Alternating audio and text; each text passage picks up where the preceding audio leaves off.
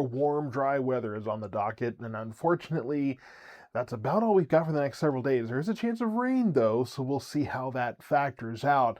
You can see the wind is shaking the camera here at Glen Heights, and it's going to be breezy out there. We're pretty much breezy for really just about most, if not all, of the forecast period. So just warm, breezy days are on tap here. It's going to be in the low 80s for your highs today, 81, 82 degrees, maybe a few 83. We could be getting closer to the mid 80s in some places. And then overnight tonight, 61, 62. We're kind of getting away from these cooler nights, especially as we introduce a little more humidity in the air. That's going to keep us from cooling down too much.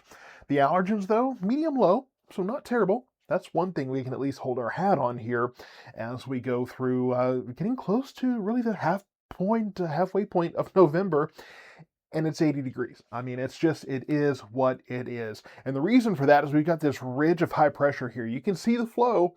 This looks like summer, doesn't it? Where we have all this moisture come in off the west coast and it just goes right around us. Nothing. We do have this little bit of corridor of moisture. That's where we're getting some of those clouds, but it's not near enough moisture to give us any kind of rain here. We definitely need the rain, but unfortunately we're just not going to get it anytime soon. So all of this is because of this ridge of high pressure, which is very well shown. This is just a snapshot of the GFS model for today, but it does a good job of showing the airflow. Now you can see there's a trough here of low pressure off the coast of California. It's not going to do anything for us. It's just going to shoot north and go away. We do have another system, though, that will be heading our way, and that one is scheduled for next week. We were looking at this weekend. Unfortunately, that's not going to do anything for us.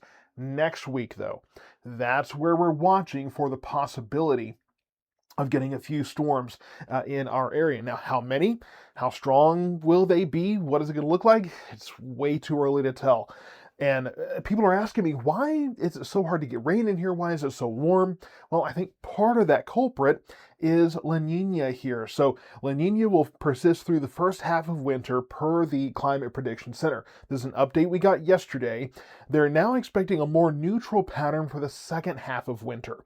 So that means that we could generally cool down. Doesn't mean, hey, big snowstorm all of a sudden in February. What I will tell you, though, is that while it does usually mean a mild, dry pattern for that La Nina pattern overall, that La Nina setting, it can lead to more distortions in the polar vortex. That's how we got that big winter storm in February of 2021.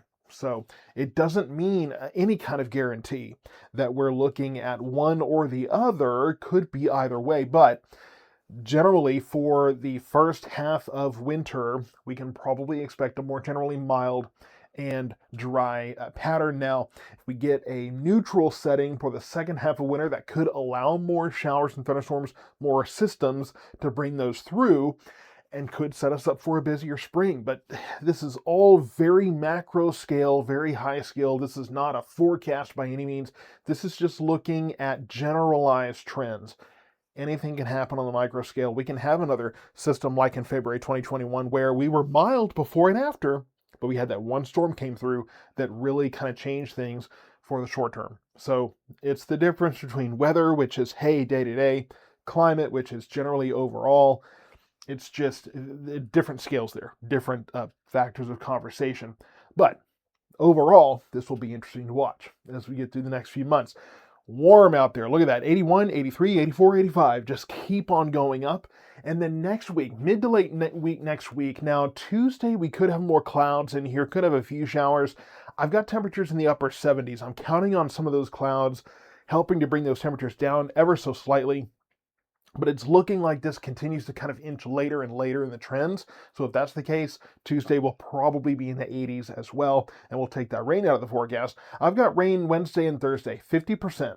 And I've got it like that because there's really no telling with the timing right now. It continues to shift and update. This could be pushed back to late Thursday into Friday. I've seen a few solutions going that direction. So we will have to wait and see what's going to happen, but we'll stay unseasonably warm all through this period. We should be in the upper 60s right now, but hey, low 70s, if we can at least get there, that'll be better, right? And this doesn't look like a big cold weather system. Doesn't look like there's a lot of cold air behind it. There's a lot of talk about Thanksgiving, a big Arctic blast thing going on there. It's too early to say what's going to happen for Thanksgiving. I'm just trying to figure out what this thing is going to do. So we will watch that and bring you updates, but for now it's going to stay warm as we go through this ridge of high pressure that's just digging in. So stay tuned. We'll keep you updated on that, whatever this is, that just this awful November weather, and the possibility, hopefully, the possibility of some widespread rain coming in mid to late week next week.